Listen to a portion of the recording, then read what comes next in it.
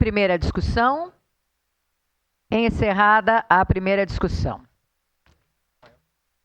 Em segunda discussão e votação, projeto de lei número 132/2024, contido no processo número 169/2024, de autoria do Poder Executivo, que autoriza a doação de área de propriedade do município ao Fundo de Arrendamento Residencial FAR, operacionalizado pela Caixa Econômica Federal, para a construção de unidades habitacionais dentro do programa Minha Casa, Minha Vida do Governo Federal e da outras providências.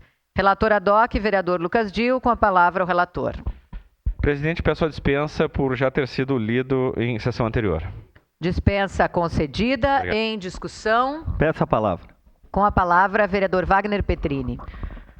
Presidente, esse sim é um projeto, é uma pauta que eu gosto e faço questão de discutir, que é sobre habitação aqui no município, que vai ajudar muitas famílias aqui, pertinho, nos bairros da nossa cidade.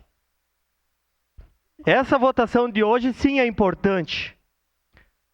Um programa, um projeto que vai dar início, então, na construção, na preparação do espaço no São Genaro, onde o município, através da Secretaria da Habitação e do Governo Federal, Minha Casa Minha Vida, vai construir 440 apartamentos. Então, serão mais 440 famílias aqui de Caxias do Sul beneficiadas por esse programa habitacional.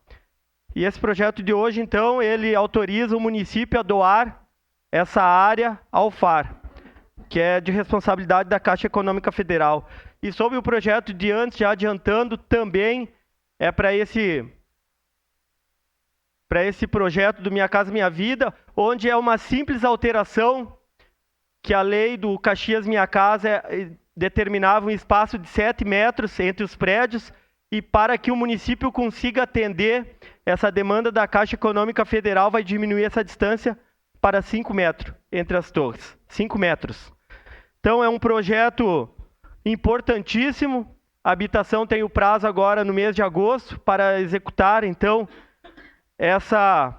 o começo da área, da infraestrutura. Como eu já mencionei na outra vez, uma empresa de Bento fará a infraestrutura da área.